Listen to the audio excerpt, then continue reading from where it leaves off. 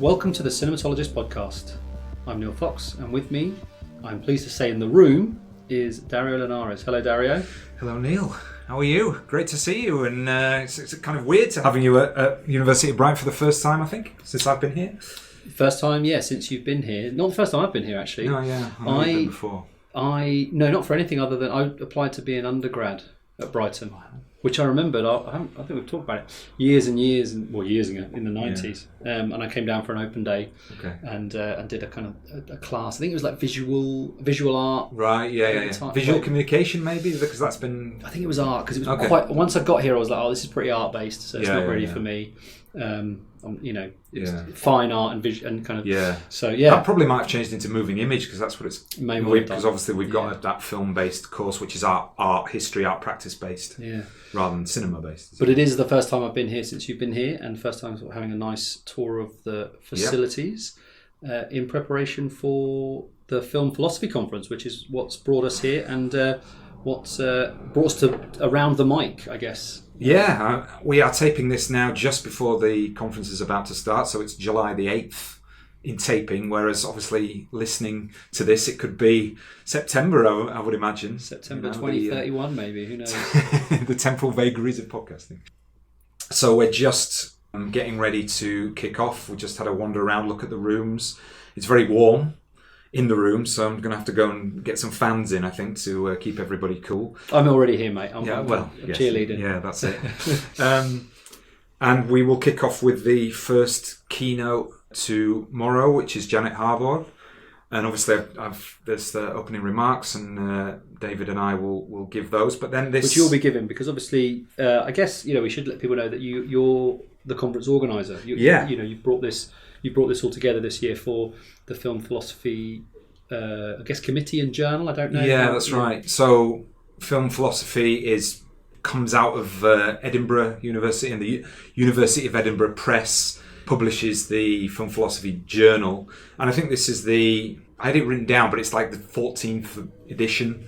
And I got asked by David Sofer, who is the external, or who was the external for the course down in Falmouth that we both. Well, I used to teach on, and you still do. And I met him there, and obviously I taught a film philosophy course. So I brought a film philosophy course onto that degree.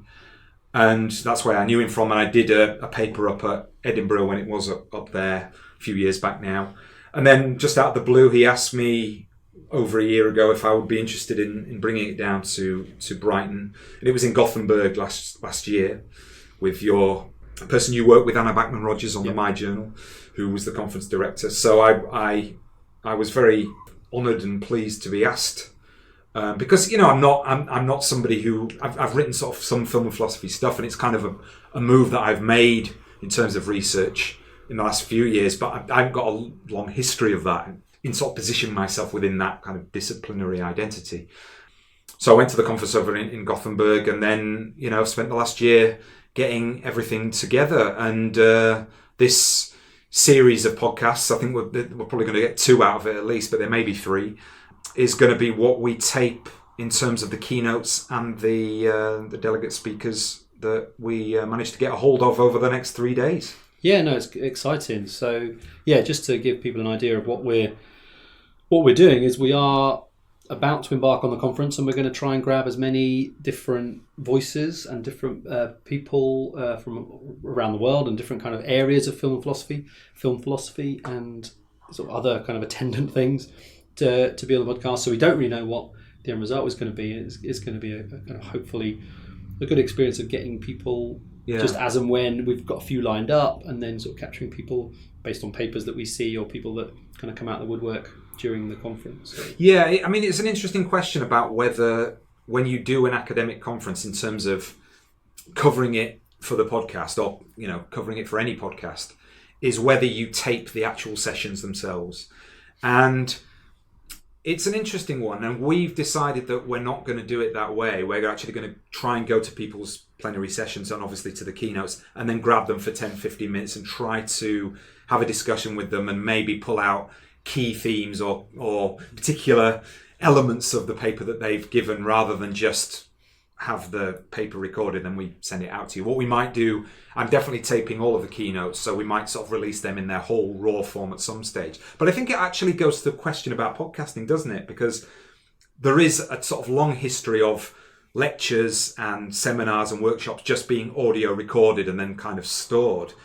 But then I don't consider that podcasting in terms of the shaping of that audio material into something else. And I guess that's one of the arguments about what podcasting is. Yeah, no, I completely agree. There's something else I think is key. The lectures in audio form always reminds me of something like the Reith lectures, or the kind of the radio format where it's an event that's recorded and then released either live or after the fact for the purpose of the event. Whereas, would we really want 3 episodes which was just a continuous stream of a very similar type of delivery? Yeah. And I'm not sure we would. And I think that what we're interested in is kind of bringing listeners into the conversation around that stuff, as much as it is a kind of representation of the people's research that we are covering. Which I think, I guess the worry is that by kind of focusing too much on the papers, you then put people on the spot as well. We don't really want to do that. We've got some people who are willing to talk to us, and they're probably willing to talk to us because it will be a conversation about the work rather than the presentation of the work, which I think is, I think it's different for the keynotes because they're here to speak to everyone, and it is a kind of presentation in a different way. And I know my paper tomorrow is very much a kind of development paper that I'm working on, a journal article, and I'm here as much for the podcast as, it's not a conference I would necessarily kind of be drawn to because of where my research normally sits. So I'm really excited to do it, but would I be happy if I knew my paper was going out? I don't know, because I'm not sure what the paper is going to be or how it's going to be received and that kind of thing. So it's definitely kind of important to think, what's the purpose of the podcast and what do we want it to be? Yeah, indeed. And another thing is you're going to hear a new voice doing some of the interviews as well, and that is the voice of Kat Zabecka, who runs the University of Edinburgh's Edinburgh Film Podcast. And we just thought it'd be really great if we could spread some of the load across, because there's obviously, it's a 100 panel conference, and it would be nice to have that new voice on. Obviously she'll bring her own angle to the proceedings. I think it's her first academic conference as well, so it should be quite exciting. Yeah, it might be an interesting way to see it, in terms of manoeuvring it this way. And when we've been sort of chatting about kind of the people that we wanted to reach out to, really interesting list of people and papers that she proposed. So that's pretty exciting to have that kind of input on the podcast as well. So hopefully you'll welcome her with open ears. Okay, so let's get straight into it. As I say, as we are taping now, we don't know what the order is going to be, but as you'll have seen on the show notes, we've detailed the order of the people who are speaking and put the timings up, because obviously there's a lot of interviews to cover. But we hope you enjoy this. This is the Film Philosophy Conference 2019.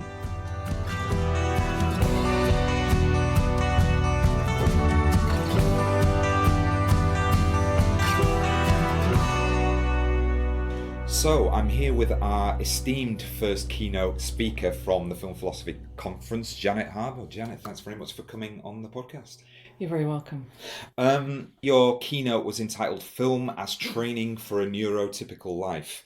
And, I was really struck about how much it sort of talks about the idea of cinema as defined through things like gesture and motion and the body, and how that kind of corresponds with the way that gesture is made intelligible to us, and then you have these examples of unintelligible gesturing. So I wonder if you could just kind of give us a quick summary about your paper and the sort of overview of it, maybe, for the listeners. Yeah, sure.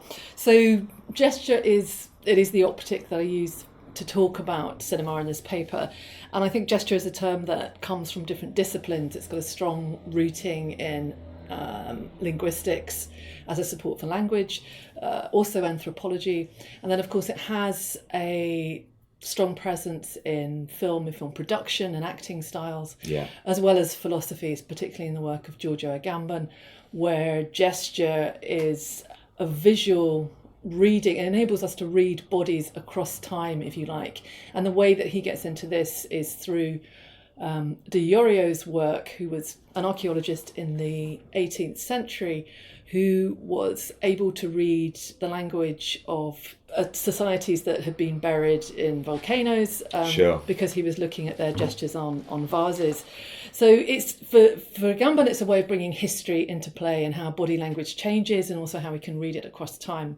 And my question for cinema with this was, okay, so we have a premise that the body has a meaning through its gestures, it communicates something. But we also have in cinema gestures that seem to not have meaning when we look at medical film, that gestures are being singled out because they're telling us that something is not being communicated, that there's a problem. And so I'm particularly interested in these forms of cinema that aren't entertainment, they're not there for commercial purposes, but nonetheless they are focusing on the body and its meanings in movements. And so I was looking at a range of films that were tracking autism across the 20th century, and finding in those films this time and again this resistance to thinking that these bodies and their movements were making meaning of any sort. Right. And my reading of them is really to say that an autistic gesture is not devoid of meaning. It might not be able to read it through conventional frames, but if we look at the gesturing body in autism, we find bodies that are gesturing towards states that are not visible to us, such as states in the environment, the feel of the wind, the sense of sun on your skin, all sorts of things that really the body of the person who is gesturing is making visible for us something that isn't visible. Right. So just to go back to the actual films themselves and that separation between classical mainstream films and then the kinds of movies that you're actually analysing and looking at, and you sort of mentioned they're called the medical films, and we'll come back to what that actually means in a minute, but it's fascinating, I think, and some of the examples you showed, that actually how gesture as a language, like I think maybe is sort of taken for granted in terms of the absolute vital importance that it has in creating meaning in terms of representation. So if we go right back to silent cinema and even sort of proto cinema, it's all based around this notion of movement as a kind of language. And I mean, again, for somebody who works in this area, you're dealing with this all the time, so it's maybe sort of something that your focus on it gives you that particular way in. But would you say it's something that's maybe kind of overlooked in a sort of film studies wider context, that idea of where gesture is? Where is this focus sort of in film philosophy, film studies? I think it might be overlooked in film philosophy, film studies historically, but I think gesture is coming to the fore at the moment. There's a lot of attention to gesture in film, and also in other disciplines too. For example, in 2012 in Utrecht, there's a centre for the study of gesture being set up in a linguistics department. Right. And also in the talk I was mentioning Google's patenting of gestures. So gesture has come back in, if you like. I think in terms of film history, there was an emphasis on gesture in silent cinema, because we need to understand the way the body moves without language, and then it becomes something that is sort of sublimated by the turn to language, the explication of narrative, of internal states, that happens with the coming of sound and the institutionalization of cinema. But I think in more recent interests around the body, I think it's part of a turn to gesture, if you like, is part of a politicization of the body, and understanding how that's at the center of a set of disputes around ownership, around meaning, around our relationships, our relationships to technology. Period.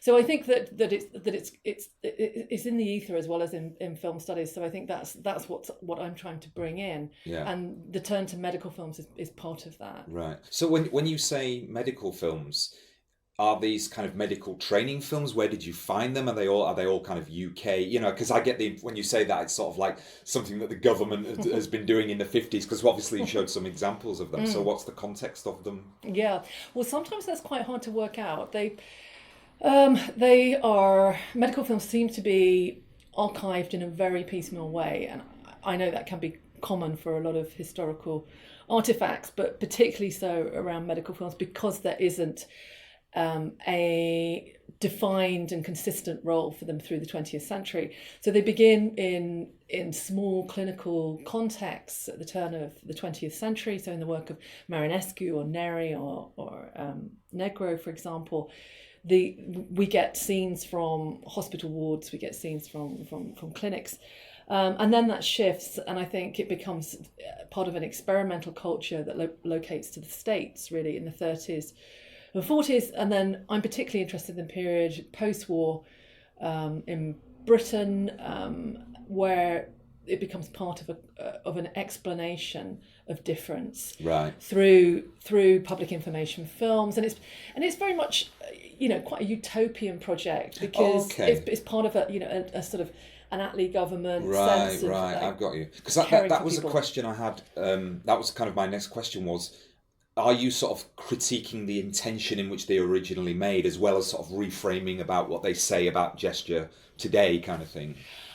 But it sounds like that the intention was quite actually positive, rather than saying, being sort of almost anthropologically distant and look at these odd creatures kind of thing, you know what I mean? Yeah, absolutely. I think there is that drift through the 20th century. I don't think it's a bit more conscious than that.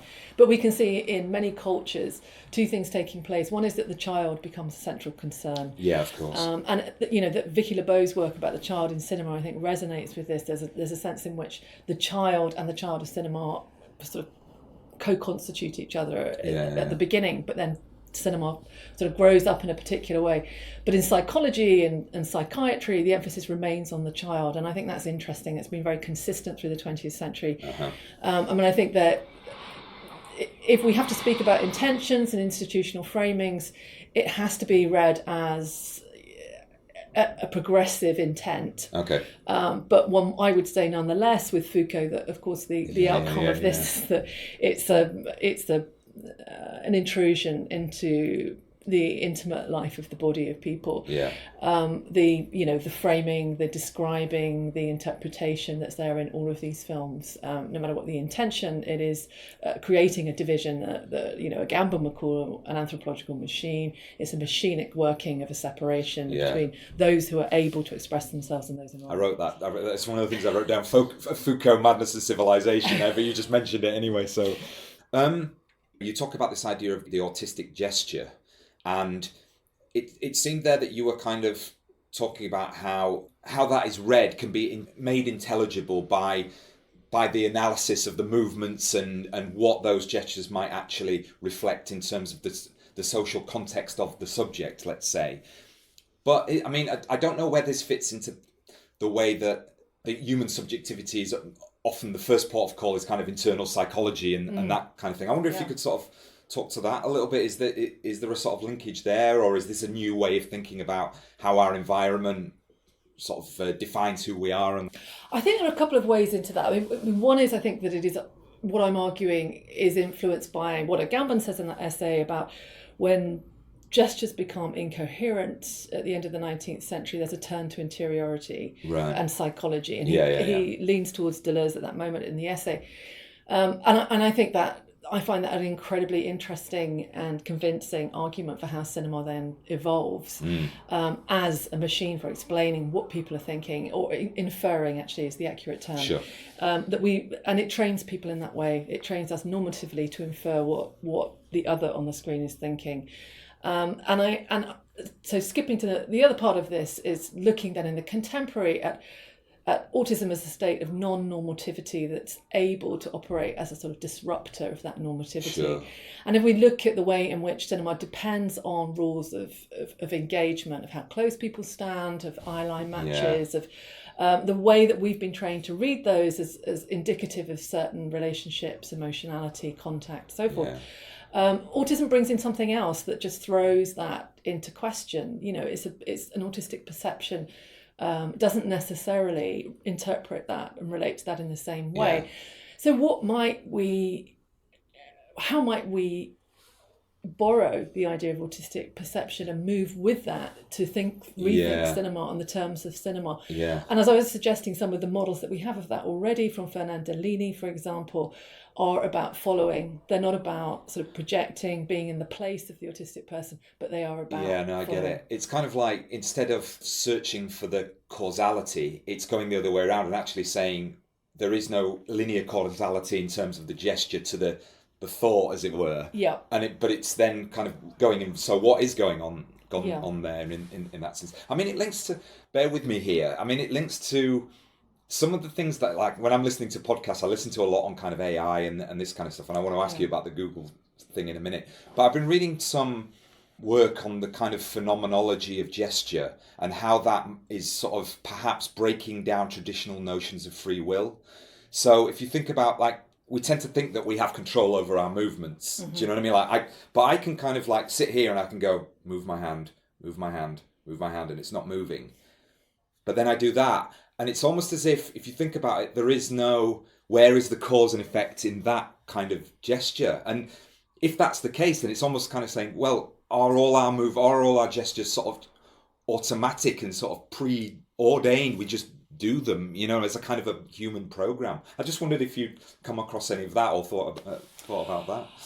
I've thought about gesture in terms of phenomenology and affect to a certain extent. Yeah. I'm thinking of work like Brian Masumi's, where his sense of affect is a kind of short-circuiting. The feeling comes before the thought. Before the thought, yeah. And I think that gesture is interesting from that point of view, thinking about how it subverts our intentions at certain points. It can't be relied on to be consciously controlled and willed. So although we might see it as a form of communicative a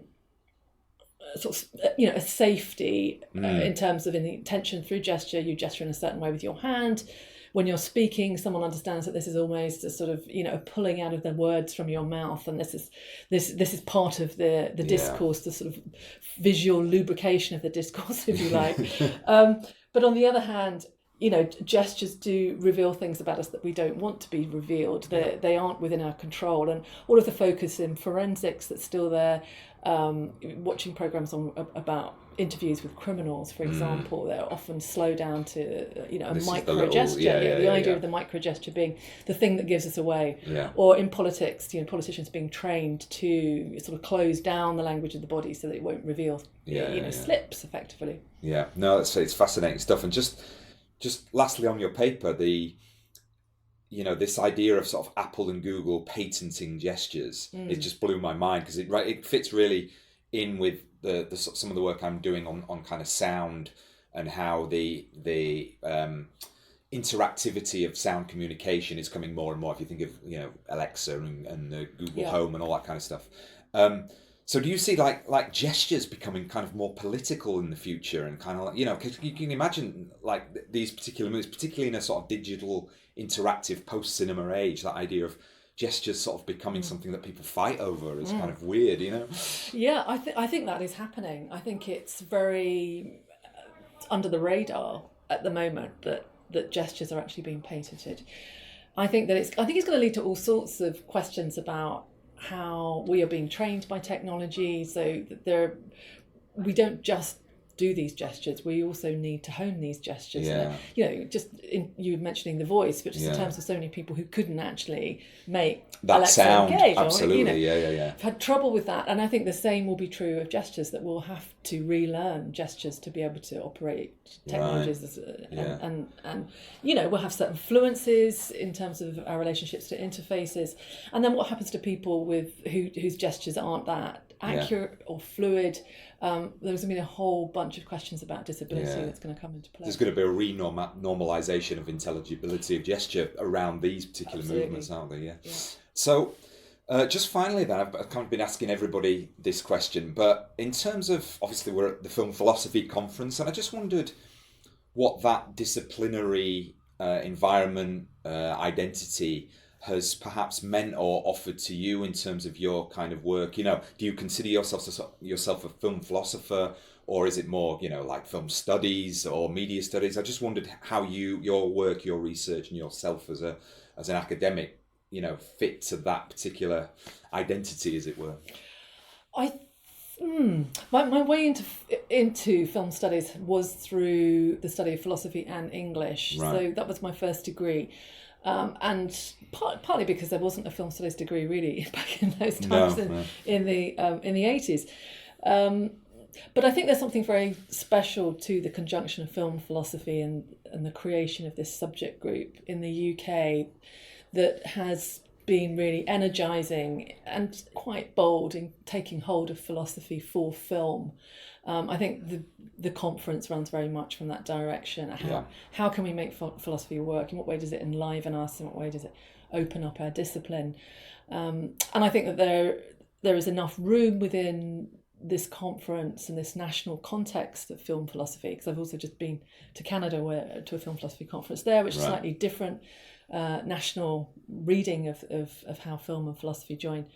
But here, I think there's room for analytic as well as continental philosophy. There's room to interrogate those terms, and I think that it's been part of a renewing of a subject area where screen happened in the 70s. What was going to happen at the beginning of the 21st century? We've had BAFs, we have film philosophy, and there are opportunities to frame our engagements in particular ways. That I think film philosophy is the most fruitful at the moment. Brilliant. Janet, first of all, thanks for being the keynote and agreeing to do that. It was a wonderful start to the conference, and thanks for coming on the podcast. My pleasure.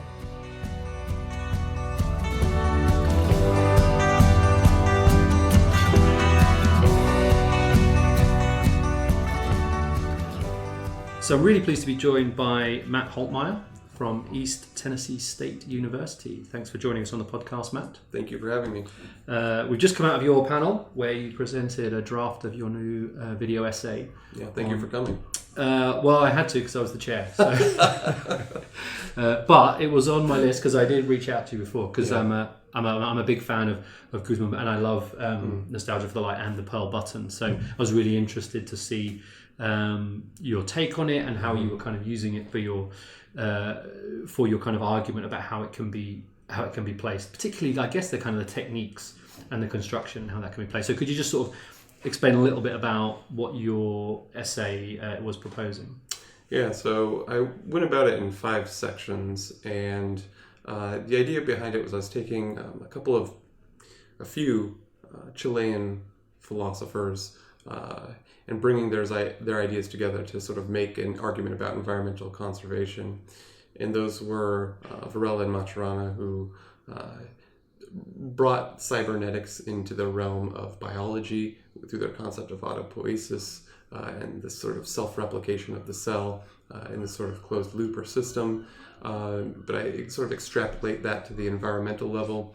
And then there's also Ricardo Rozzi, who has this article about field environmental philosophy, and he is a natural scientist, not necessarily a philosopher, right? But he wrote this piece as a sort of argument for sort of the way that environmental conservation should take place. He basically argues that it should have these sort of extra elements. It's not just about protecting an environment. It's also about acknowledging, indigenous histories. It's also about acknowledging the interrelationship between how we inhabit the place and what that place is, and how that place might best, survive or be conserved, right?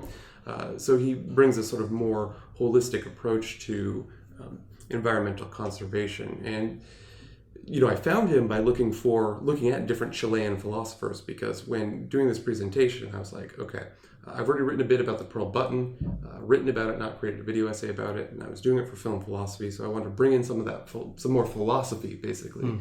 But I wanted to bring in philosophy that was maybe closer to home. So I was like specifically looking for Chilean philosophers. And this led me to Rozzi, but it really interested me because in my other sort of environmental interests, I'm very interested in Felix Guattari's 3 ecologies, specifically where he brings together, psychological state with social organization, with the natural environment. So these interrelationships or interrelations between, how people inhabit, how people think about the land, and how we might conserve it. And I think that basically, Rozzi is making a very similar argument here. So cool. You mentioned sort of I don't want to call it an anxiety, but a kind of reticence to kind of present the work, given that the work already exists in the form. Yeah.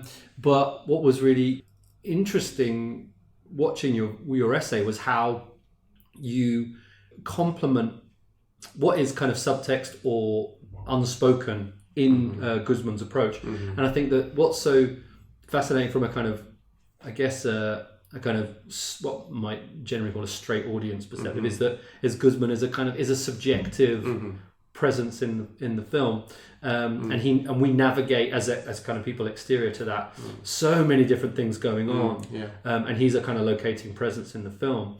And what your video essay does is give us another way of accessing that material, which doesn't tread on Guzman at all, but complements him, which I think is really, really fascinating. So the philosophical ideas which are felt are made more explicit, or certain philosophical ideas are introduced by your essay and by your work, which by you bringing yourself to it, which I thought was really interesting. So it was more just kind of saying, I think there is a real value to the video essay that you've made in complementing what is a very dense poetic work in many ways. Right. Well, that assuages my guilt of cutting up his work, right? Yeah, good. Because I sort of said that I felt a bit guilty when not only just cutting up his work, but like operating according to his own logic that he has already set forth, But at the same time, there were certain things that I wanted to emphasize, maybe. Yeah.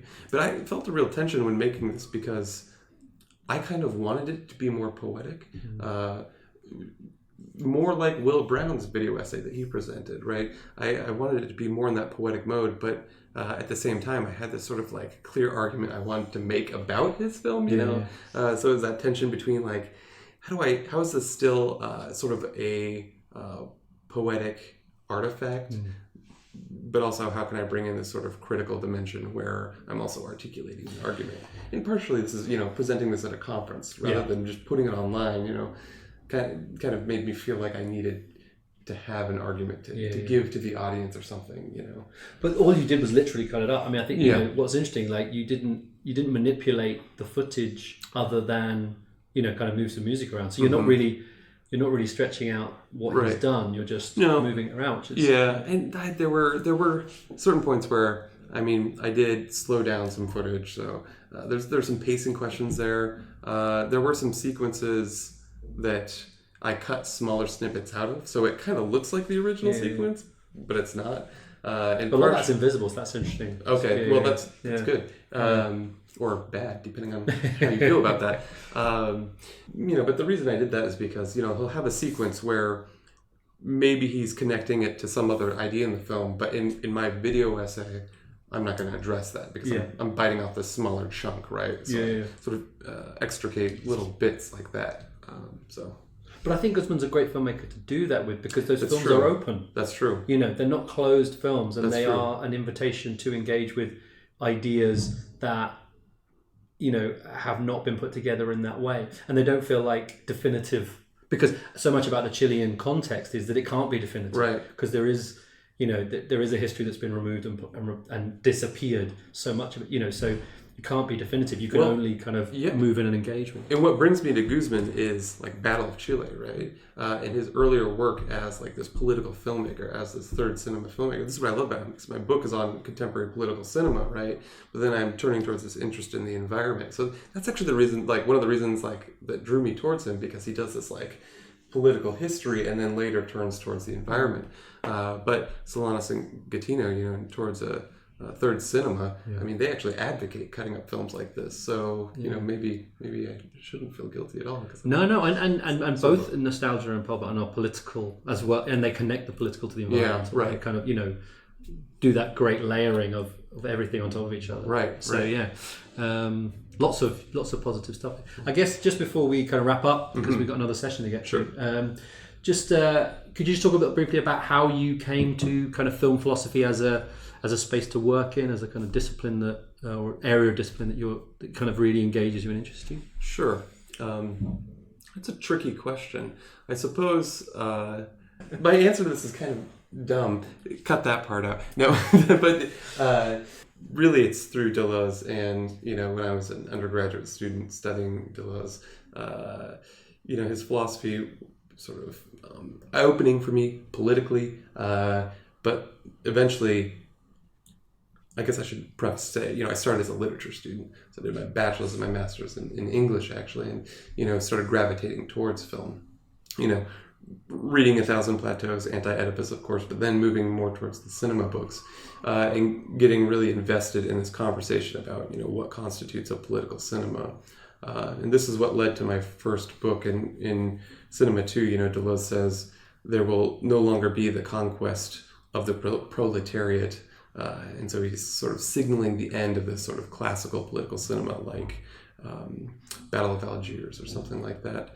But it's sort of an enigmatic statement in that he makes this argument and then sort of just moves on, which isn't necessarily true because he also has this concept of the modern political cinema. But still, that question for me, why no longer this conquest of the proletariat, was a sort of question for me. So in the book Contemporary Political Cinema, that's kind of what I set out to answer, and in that book I talk about the sort of fragmentation of subjectivity and the networking of subjectivity and networks of protest that emerge but are nonetheless still not that form of classical politics, like in Battle of Algiers. Great. And that book's out now? That book is out now with Edinburgh University Press. Cool. Well, thank you very much for joining me, and thank you for your video set. I really loved it. Cool. Thank you so much.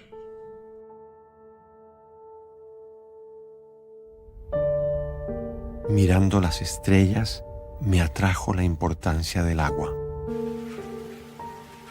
Parece que el agua vino del espacio exterior y que la vida nos llegó en los cometas que formaron los mares.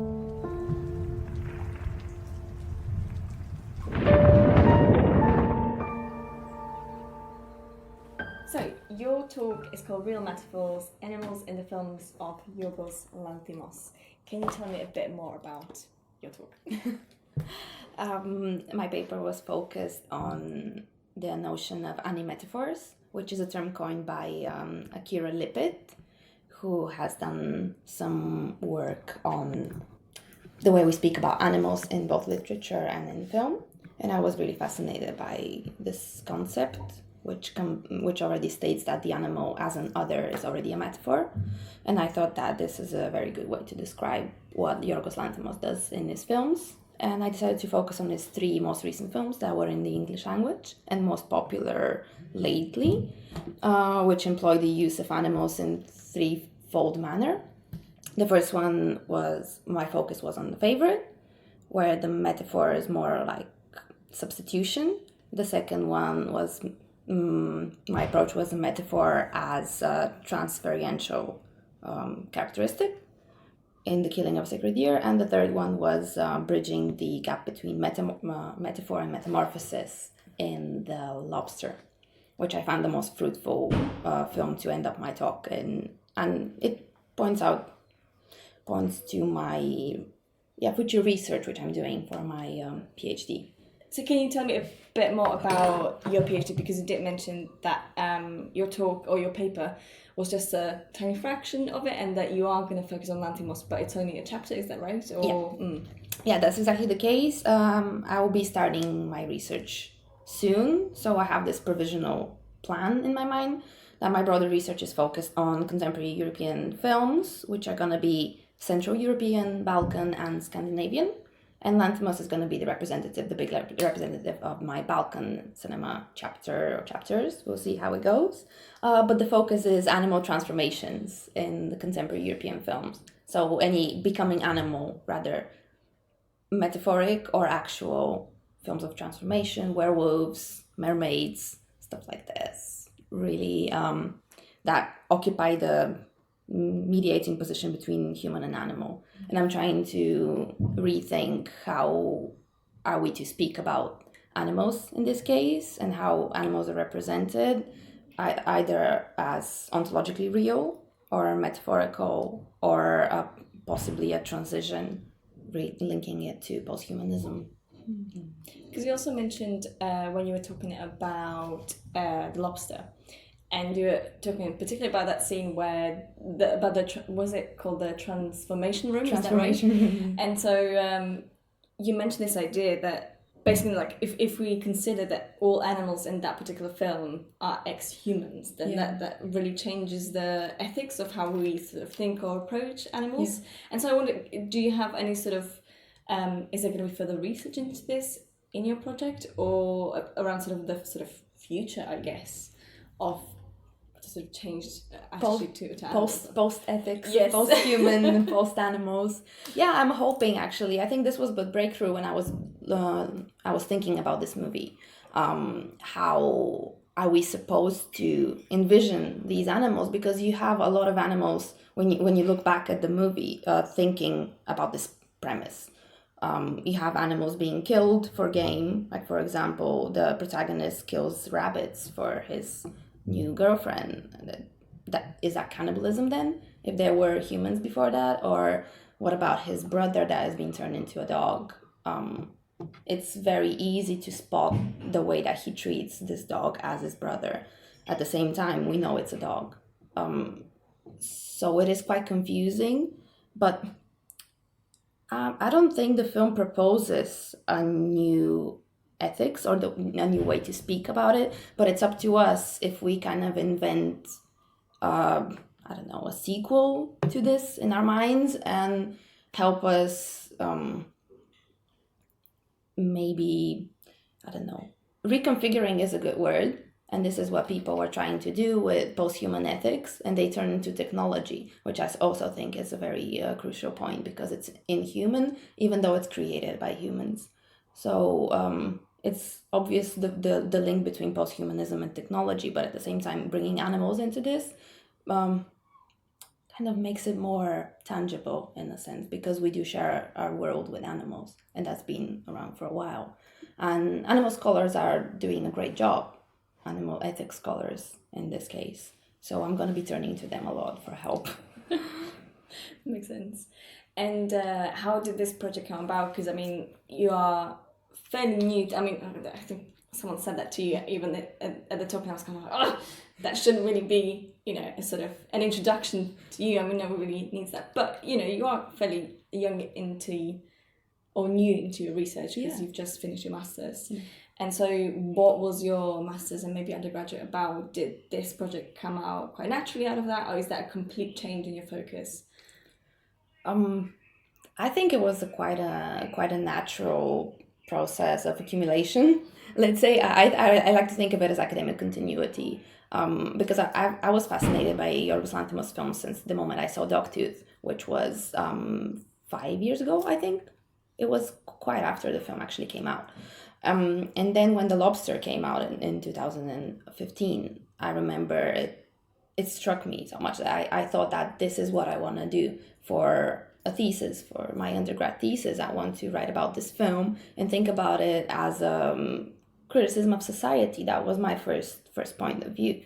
And then I got some into reading of Foucault, biopolitics, the question of society surveillance, all of these things. And I was pointed to Giorgio Agamben, who then became my biggest inspiration. And I completely fell in love with his writing and the way that he composes his essays and his huge corpus. And I find it extremely important to explain so many situations of post-World War II until today. And I just decided to look at Yorgos Lanthimos through Agamben's philosophy. That was my undergrad thesis. And in my master's, I wanted to specialize even further into this and bring in post-humanism and sovereign power into that. And obviously, I couldn't let go because Lanthimos keeps on making films. And ideally, I would have loved to do a whole project. And I always joked I even had a chance to see Lanthimos himself. And I told him, I'm going to be the first person to write a book about you, which kind of scared him, to be honest. But it is still my dream. But so far, the project needs to have a larger scope. And I do find resonance of what he's doing in his films, the way he addresses the human-animal issues. They resonate a lot with what other people are doing in other parts of Europe and in America as well. Should not be too Eurocentric about this, of course. But what I'm going to try to prove or try to argue is that animal transformations tap into something that is shared by people all over Europe in this, I don't know, these times of division, not only national, but even post-Brexit times, that we are trying to grasp at something which is a shared Europeanness, if there's something, and maybe animal transformations are alluding to that. I have this intuition that it might be the case, even though it's not maybe fruitful for people to strive to some homogeneity. I feel like it's something that manifests itself into art more or less, and we use animals to kind of get there. Maybe. I just thought of Emir Kusturica, and he doesn't necessarily use animals as such. They're not sort of main characters or anything, but they just seem to be around all the time.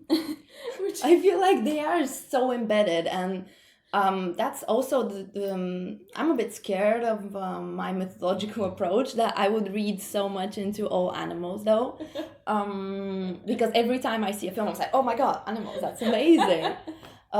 Which is great. It is really great, because animals deserve to be talked about more, but we always have to think about what position are we talking from, because the animal cannot speak. They don't share the same languages as they do communicate, but they don't speak. So it's very fine line to not be talking in account of animals. So this is why I'm actually starting to read a bit more of Derrida, who was very famous for delineating animals as not a multitude of animals, just a singularity. And let's see how it goes. I'll catch up in 5 years. Once you're teaching about Lanthimos somewhere. Absolutely. The first course on Lanthimos as well. That's on the go. Or just on animals. So in terms of film philosophy and as a area of study or a discipline or whatever you want to call it, what do you think film philosophy has to offer to us today? I think that separately, both film studies in all their variants and philosophy in all its variants, they have an inclination maybe to be too abstract, and to be even come across as self-serving to other people that are not engaged into these part of humanities or engaged in humanities at all. But I really find the most valuable thing in the conjunction of film philosophy that it stays very close to life and very immediate in its interpretations, and it's all bringing back to materiality of the medium of the films and context. And I really like how in all of the papers that I've heard today and yesterday, that context keeps being mentioned, and it's bringing it down to what is happening now, what was happening before when the films were made. And I think that cinema is the medium that reflects our contemporary time the most. Maybe I'm a bit biased, but and coming from philosophy and understanding philosophy and bringing it to something that is so close to us, because we've all grown up with films since we're these generations that it's become such a natural part of our lives that we sometimes cannot really separate it. And bringing this analytic approach and thinking about things that are maybe not readily apparent and questioning them and being critical, I think that's what we can really, really take from this discipline. I see a lot of future in it, and I'm really happy to listen to everyone being so adamant about bringing this to life. That's so beautiful. I'm really touched in my heart. Thank you so much for speaking to me. Thanks. Hello. I'm the hotel manager, and this gentleman is my partner. We'd like to welcome you. You're one of the lucky ones. You have one of our superior rooms, which means you have a view. Did you read the leaflet? Yes, I did. Very good. Now, the fact that you'll turn into an animal if you fail to fall in love with someone during your stay here is not something that should upset you or get you down. Just think, as an animal, you'll have a second chance to find a companion. But even then, you must be careful. You need to choose a companion that is a similar type of animal to you. A wolf and a penguin could never live together. Nor could a camel and a hippopotamus. That would be absurd. Think about it. I understand this discussion is a little unpleasant for you, but it is my duty to prepare you psychologically for all possible outcomes. Now, have you thought of what animal you'd like to be if you end up alone? Yes, a lobster. Why a lobster? Because lobsters live for over 100 years. Are blue-blooded, like aristocrats. And stay fertile all their lives. I also like the sea. Very much. I water ski and swim quite well since I was a teenager. I must congratulate you. The first thing most people think of is a dog, which is why the world is full of dogs. Very few people choose an unusual animal, which is why they are endangered. A lobster is an excellent choice. So I'm here with return guest to the Cinematologists podcast, Murray Pomerantz. Murray, great to see you. Great to see you, Dario. Yes. Thanks for inviting me. No problem at all. And as soon as I saw that you'd submitted an abstract about sound, and especially the enigmatic title, The Sound of Silence, I was, really intrigued about what you were going to say, because obviously now I'm working with sound a lot on the podcast. So I was sort of thinking about what you were talking about in terms of the idea of the silence in sound having particular kinds of effects and meanings when it comes to things like narrative, but also in terms of the particular kind of effects on the audience. So do you want to just give us a little kind of overview on what you were sort of thinking in these ideas? I'm happy to. What I decided to do finally with this paper was, rather than theorize at length around the perimeter of this issue, trying to hit on various ways that it could be taken up by students of cinema, Sure. Instead to actually pick a case study and work my way through it. Yeah. Okay, and that's what I did in the paper. I worked my way through a particular case study, which was a moment in Psycho. Yes. And I'll be very careful how I discuss this, so that any one of your participants and people who access you who don't know the film, I'll try not to give anything away. Well, I think everybody should have watched that by now, but I understand your concern. I'm always really careful with that movie. I don't want to destroy it for anybody. Absolutely, yeah. But let's just say that there's a moment in which a young woman is taking a shower, and I talk about, really, from the moment she starts taking the shower up until some seconds later, when it becomes apparent that there is a visitor to the bathroom. I do not go any further. So essentially what happens is that there's a visitor to the bathroom while she's taking a shower. That's essentially the plot. That's all anyone needs to know.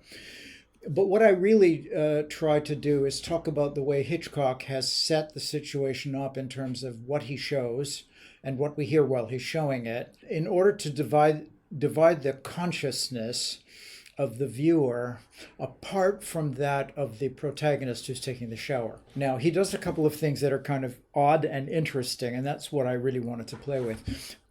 The sound of silence is an unheard sound that the viewer screams inside his own head at a point during this passage I've just described. Sure. And my claim actually is that nobody actually can, I know this is an outrageous thing to say, but I don't really believe anybody can watch Psycho without there being a scream inside the head at this moment. And of course, one of the things about that scream inside the head is that it anticipates by about 2 seconds a scream from the character. So actually, when the character screams, she's following up on us. But what it will look like in the picture is that she's following up on something else. So I'm interested in the fact that, A, Hitchcock puts us inside the shower, because there are a number of ways you can use a camera in a bathroom to show a shower. So once we know she's in the shower, she gets into the shower, pulls the shower curtain, we hear the shower water. We are now in the shower with her, which of course is, at the same time as being rather salacious and delicious, it's also puts us into whatever condition she's in. Well, it may be danger later. Danger, yes. I mean, in fact, I was just talking to some people about, how when you get into the shower, you feel you have taken the problematic world and you have pushed it away, and you are now in your own little safe zone. And this film is all about traps and entrapments. So what could happen to someone who was in a safe zone that actually was not a safe zone? And just to interrupt there, the shower sound, which is the canvas I in a way. I you played that. I I mean, played that was that really sound interesting. for 16 minutes all the way through the Is that paper. the first time you've ever done that? Yes. Yeah. How did you find that? Dear Dan Sacco did me a tape loop. It was good. I kept watching people's faces, and once in a while I stopped talking so they could really just hear the shower water. Because there's a phenomenological thing going on there that you're being wrapped. Totally. You know. Totally. You're in the shower. You are cleaning the self as she is cleaning the self. But the difference is she's looking at the shower head. You are looking through the curtain. And this is the thing that Hitchcock does that I find amazing. So really, I'll jump to that, but let me back up. No worries. What happened was I saw the film for the nth time, and when I was watching that scene, I suddenly realized that I was screaming and that there was something going on at that moment. And then I thought, wait a minute. He's actually setting it up so that will happen. So what is he doing? And that lets me say what he's doing. So one, the camera almost never looks at her. So in terms of the salaciousness of being in the shower with naked Janet Leigh, you almost never look at her. And when you do look at her, it's a cut-off frame. Sure. So this is not about a naked female body. This is about a person showering. But anyway, you not only don't look at her, you are looking through this opaque curtain at what might be a door. Shadow and then you see what might be a door open a little. So now you think it is a door. And then you think you see something coming through the door. And then you know it's a creature. So this builds, and it's all a matter of the optical construction of the scene in line with the complete silence aside from the shower water. Just as a question, do you think that there would be a major difference in interpretation if that was just silence and no shower? Absolutely. And I know they say, for example, if it wasn't in a shower scene, it would be. But there's lots of films where they're playing with suspense and it's very, very, very quiet. What does the sound of the shower is just a positioning thing for the audience, or is it to do with? Does it feed into later on what happens after these two characters kind of get together? I suppose. Let me tell you why I find this question hard to answer. Okay. This trope of the character in a room where suddenly the room is invaded and there's a shock moment. Yeah. All of this that we have been seeing in cinema for the last 25 years, it's all coming from Psycho. So when this was seen in Psycho in 1960, there weren't any cases like that. Right, got you. So this is what we had. We were in this very safe space. And I think if we were in a place where there was no sound at all, it would all work differently. Because if there were no sound at all, you wouldn't be distracted. She wouldn't be distracted by the water coming down. Yeah. So she should be more alert. Yeah. Well, it plays a masking effect in she can't hear him step. She can't hear him, and she also doesn't feel any need to be doing anything but watching the shower water hitting her. Yeah. So Hitchcock has given her a license to withdraw. And that's really the setup. He's given her a license to withdraw, and then he's given us a forced gaze at 90 degrees. Yeah. And because these two things are happening simultaneously, the scene has a certain structure. So I was interested in that, and I was interested in the sense of aloneness and the sense of, I talked about a number of themes in relation to that. I mean, you talked a little bit about the respondent voice created in the scene and the sort of internal projection of the viewer of the voice that they are saying, look out, first of all, or there's somebody behind you, and this kind of stuff. How much do you think that is, I don't want to say a kind of, I mean, I'm just questioning whether indeed voice is the right sort of terminology, or whether it is just kind of like it's almost like an abstract reaction. Because, like, say for example, different people would say different things, or would have maybe the reaction would be kind of similar, but we'd all sort of maybe even screaming is the thing that you would say. Well, I think it's definitely a voice, not say a neon sign with letters on it. Right. I think it's vocal. Okay. It may not be your actual voice, but it is a voice that you can create inside your head. So think of it as a musical voice. Sure. And what gets said, I think, will respond directly to what's happening. So though there is some range for variation, it will be something like of someone. They're coming. Oh my God! Yeah. It'll be three stages because that we see actually in a way three focal stages. Funny, like he did in Vertigo with the out of the bathroom three focal. Remember the three focal stages? It's very cute how he'll do the same trick more than once. So I suggested to the group that I wondered what they would be screaming or singing if I played that soundtrack, but instead of showing them this, I showed them a movie about a couple of lovers walking hand in hand in a park on a sunny day. they would, or on a cloudy day, they would interpret it as a rainstorm somewhere nearby. Sure. And they might say, well, you watch out, you better get out of the rain. It wouldn't be anything like this at all. So I think a great deal of the effect of this is the camera setup, the sonic setup, and the setting. It's like he chooses, of all places on earth, a room like that, and he photographs it to show you there's only one exit. And in a way, once you see that, you realize you can't get out. Yeah. So now that, I didn't say this in the paper, but now that you know you can, this is a little add-on for cinematologists. Once you realize that you can't get out, it's her or you. Yeah.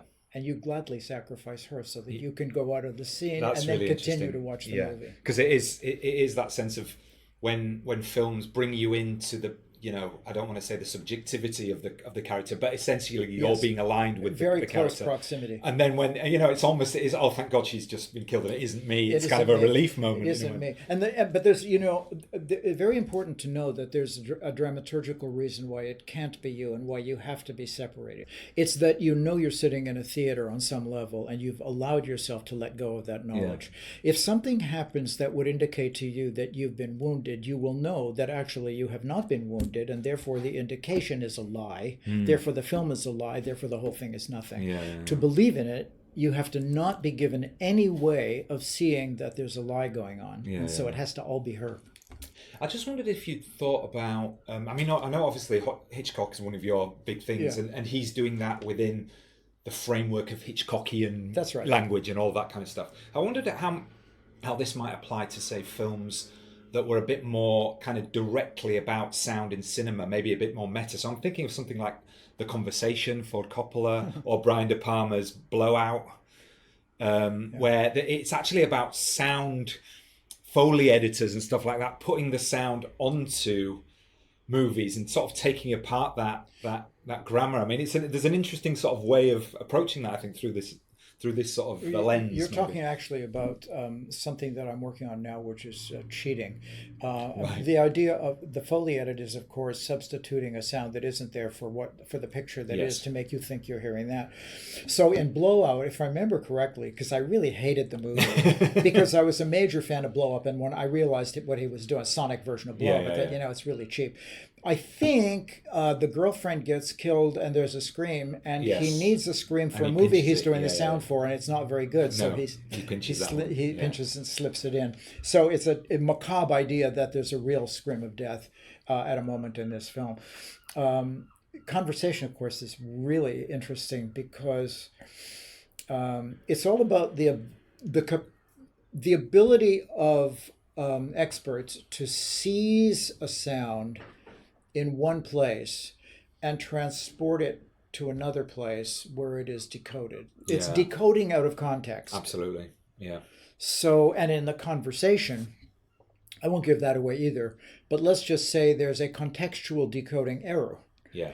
And about the intonation of a voice and stuff. Well, that's really tweaked. Boy, oh boy. I know. Talk about cheating. Boy, oh boy. It doesn't work in the end. Yeah, he tweaks that. He tweaked that a little, you know. Yeah, and he admits it. Murch admits it. But it's a withdrawal of sound from a context, because essentially we have a guy whose job it is to suck sound out of people without them knowing it. So he tapes them in public places, and then he cuts the various mic tapes together to make a holistic, round, almost orbal picture of the sound in a scene. And in this case, it's a recording of some people who are talking about something they don't want to have heard. Yeah, could be anything. It could be anything. Anybody. You could record normal sound for a film that way. Yeah, no, I totally agree with that. So just to finish off, and I know we met obviously at one of the earlier film philosophy conferences. You've been coming to film philosophy for a few years now, and I mean I haven't asked you how you consider your disciplinary background, but I've just wondered, and I've asked a few other people this, what you think or where you would position yourself in relationship to this film-philosophy boundary, I suppose, and does that offer a specific identity to you? Is it different from film studies? How do you understand that idea? Well, it's a form of film study. I think there are a lot of people who do film philosophy by essentially telling us about what some philosophers have said. So what they do is they build a certain library. Right. It's a library that you could tag as philosophy, and then they apply it sometimes in some way to some kind of pictorial matter. Yeah. And it becomes film philosophy. What they're doing essentially is giving readings of what philosophers have written. Sure. I don't think that's what I do. I think what I try to do is to think through the filmic moment. Right. So I would say I'm actually doing philosophy, not Right, interpreting okay. philosophy. Oh, that's interesting. And I would identify myself as hanging somewhere with the late Victor Perkins and the late Stanley Cavell and the living Bill Rothman. I mean, all of us are sort of interested in, and Andrew Clevin as well. We're interested in the filmic moment. Yeah. And the full range of sensitivities and interpretations that can flow from that moment. So I guess I'm kind of obsessively worried about things like how did I take that moment, and how was I both prepared and led to do it that way? Because see, I don't think it's me. Yeah. I think it's the film. I think there's an Right, organization, and I suppose I would confess that one of my guiding principles is to try to get all of what's there, certainly to see it as well as read the dialogue. I want to see the way it's set. Because that's really interesting if you think about the sort of counter approaches that would say, well, we bring ourselves to the text, and where the interpretation that we have is as much us as it is a film. So you're kind of like, you would sort of position yourself against that way of thinking. Well, I don't think that, until someone sees it, the film isn't a text. Yeah. So, it's not that we bring ourselves, it's that we bring a certain openness and vulnerability if we're wise. I think we try not to be prepared. We bring everything, we open ourselves, and then she, the filmmaker, they do to us what they feel they want to do in some way. So we're looking at setup. Can I give you an example? Of course. Andrew, this morning in his lovely keynote, showed a marvelous little shtick at the end from Stella Dallas. That really set off the whole keynote. I thought it was great. And the pity is he didn't show it at the beginning. It would have changed the whole thing. Yeah. So, for the listeners, Barbara Stanwyck gets up from a table in her kitchen, her shabby kitchen, her mother's shabby kitchen, a kitchen in which she lives with her mother, walks over to a mirror and looks in the mirror and effectively makes herself up to go somewhere else in the mirror and gets a number of different looks at herself in the mirror. We never move from behind her shoulder, so we're looking over her shoulder at the mirror. We're seeing the back of her head and the framed tableau shot of the Barbara Stanwyck face in the mirror. And Andrew mentioned that it was a star face and all that stuff. Well, at the beginning of the scene, we have Marjorie Main, the mother. And we just let her go. I don't let her go because he showed that clip. Yep. And she did something that I thought was just stunning. I can't stop thinking about it. And it was very tiny. She was sitting at the table and she wanted to make a gesture of meaning that would have said something like, oh, well, whatever. And the way she did it was she took her left hand and brushed against a teapot that was standing on the table. Just like that, just a little. And the teapot jiggled just a little. I instantly thought, oh my God, she's going to knock the teapot off the table. But no, it was just a little. And I immediately realized, that's her teapot. That's her table. She's been at this table 1 billion times. Yeah. She's done this 1 billion times. And I suddenly thought, oh, wow, I'm really in this place with the proprietor. And so the view of everything Barbara Stanwyck, the daughter, does was a view from the inside. And it was all set up by this tiny little gesture. Yeah. And, one begins to wonder, did she work that out with the director? Did he know she was going to do it? Did she do it in every take? Or did she only do it in that take? And they said, I like that. No camera reframing was called for of any kind. The shot was completely composed. And so no one needed to be consulted. She could do that spontaneously and it would have worked in the shot. So was that an actor's gesture? It's absolutely a character gesture. Absolutely. So it's a puzzle. And puzzles are all over cinema. The confrontation with something that makes you desperate to know, but you know there's no way to find out. I mean, Marjorie Main is no longer with us. Barbara Stanwyck is no longer with us. King Vidor is no longer with us. I don't remember who shot the picture, but I'm quite sure he's no longer with us. I mean, the daily scene reports, I've seen gillions of them. They never say anything about anything anybody said to anybody. It's all quiet. So, what we have is that moment. Murray Pomerantz, thank you very much for joining us. Thank you very much.